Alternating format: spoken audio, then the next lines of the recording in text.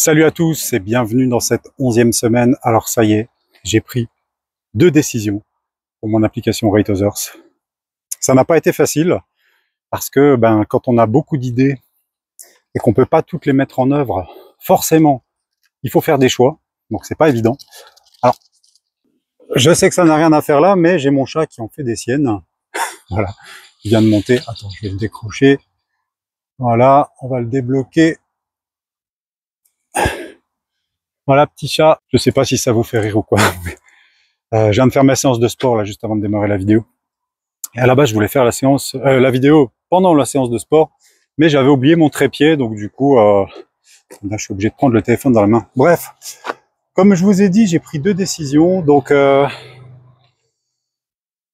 retiens 2 idées que je vais mettre en œuvre là dans les prochaines semaines. Je vais parler en semaine parce qu'on est en période de vacances, donc je suis moins productif que le reste de l'année. Mais c'est d'essayer de tester le marché américain avec mon application. Donc tester le marché américain, ça va être à travers de la publicité sur les réseaux sociaux notamment. Et la deuxième chose, c'est de faire des micro-trottoirs. Alors je vais développer chacune de ces idées pour vous expliquer comment je vois la chose, du moins la première version de la chose, de chacune des choses, parce que ça va forcément évoluer.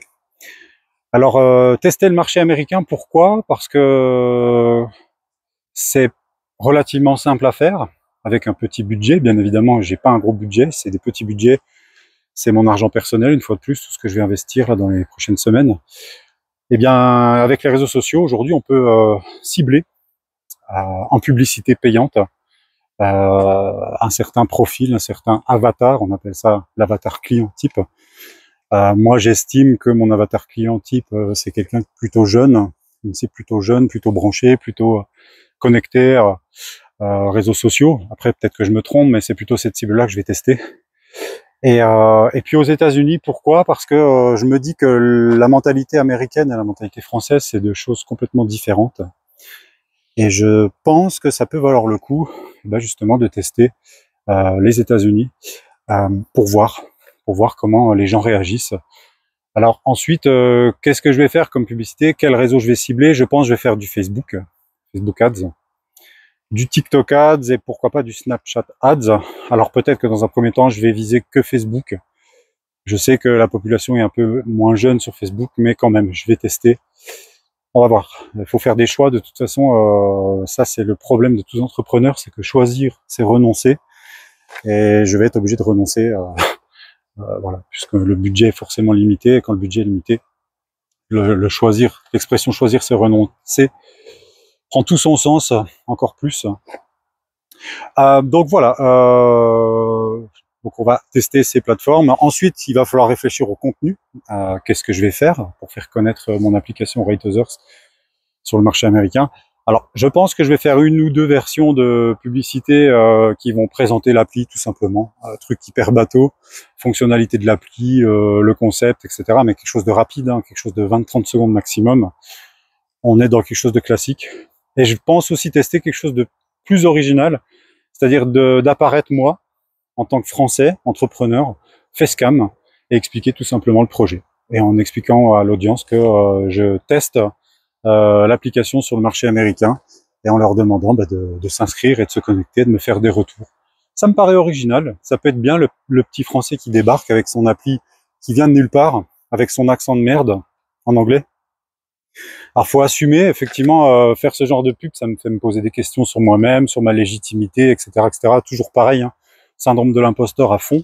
Mais en fait, je pense que quand on entreprend, dès qu'on a une idée au plus profond de soi, il faut faire abstraction de tout l'entourage, de tout le jugement, les autres, les amis, la famille, les proches, ta petite amie, ton petit copain. En fait, c'est important, hein, il faut les écouter. Mais à un moment donné, si tu as ça au fond de toi, le ridicule ne tue pas. Donc si tu as une idée, va au bout. Tout simplement parce que toute ta vie, tu vas dire, putain, j'aurais peut-être dû le faire. Donc je vais aller au bout de cette idée. Voilà. Alors il y a un peu de boulot, hein, c'est facile à dire. Là, voilà, je suis dans la nature en train de faire du sport. Je suis pas du tout au bureau en train de bosser. Donc facile à dire, mais plus difficile à faire. Donc ensuite, il va falloir exécuter l'idée et mettre ça en œuvre. C'est pour ça que je vous parle en semaine.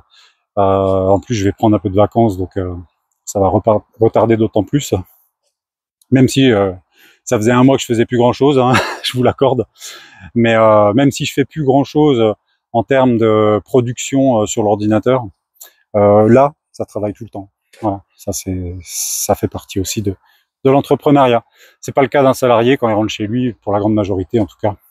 Il pense plus au boulot, quoi. L'entrepreneuriat, c'est quasiment du H24, même le soir avant de s'endormir. On y pense. Où est le petit chat? Ah, il est là. Ah, bah, il est bien, là, regardez. Ça va, petit chou? Ça va? T'es bien, là? Deuxième chose que je vais mettre en œuvre. Donc, ces deux choses font vraiment partie d'un ensemble d'idées que j'avais.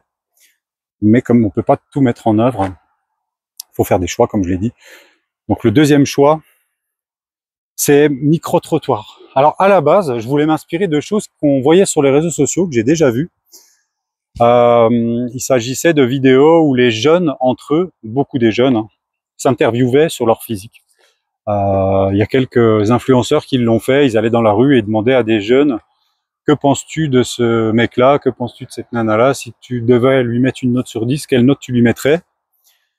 Et je trouvais ça sympa comme concept, puisque ça se rapproche de mon application finalement. Mais comme ça existe déjà,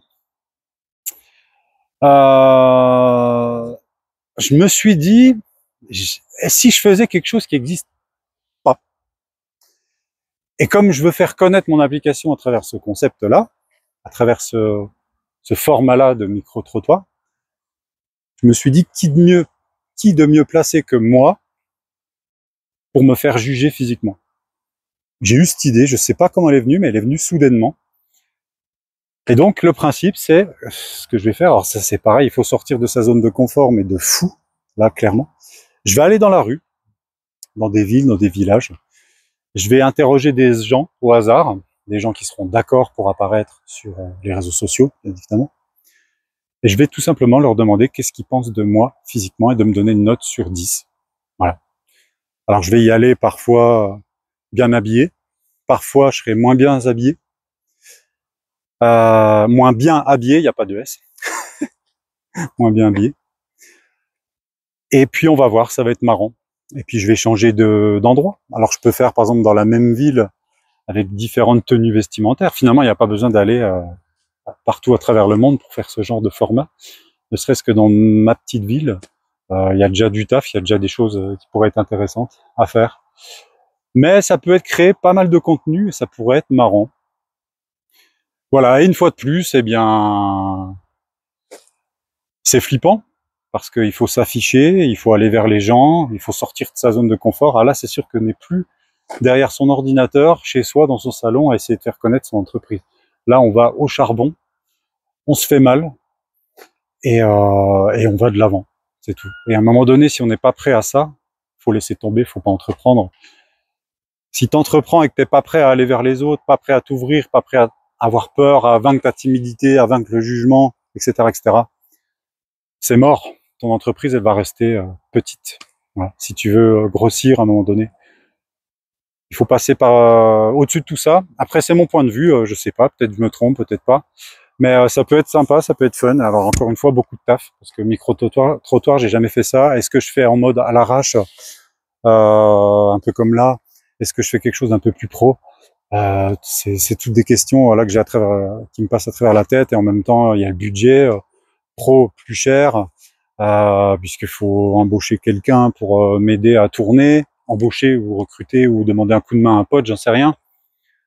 À l'arrache tout seul, je sais pas. Après, il y a un peu de logistique. Voilà. J'ai pas encore pensé à la logistique, puisque quand tu interviews, bah, par définition, tu as plusieurs personnes qui doivent intervenir. Après, tu as un montage derrière. Bref, tout ça, c'est des questions qui te viennent instantanément à l'esprit quand tu projettes ce genre de choses, puisque c'est bien beau de dire je veux faire ci, je veux faire ça, mais derrière, bah, il faut pouvoir le mettre en œuvre et l'exécuter. Autant la publicité Facebook, États-Unis, tout ça, ça me paraît relativement simple, entre guillemets, rien n'est simple, mais voilà. Autant ça, peut être plus complexe, parce que c'est moins intuitif pour moi, on va dire. Voilà, et puis je vais dans l'inconnu total. Donc c'est tout ce que je voulais dire pour cette semaine.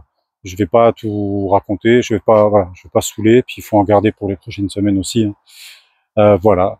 Bah écoutez, une fois de plus, je vous remercie de me suivre. J'ai reçu quelques commentaires, franchement c'était fabuleux, ça fait trop chaud au cœur, ça encourage mais de fou. Et pour tout vous dire, j'avais la flemme cette semaine de refaire une vidéo. Je suis encore un peu dans une certaine flemme là, je sais pas, ça doit être l'effet de l'été, j'en sais rien.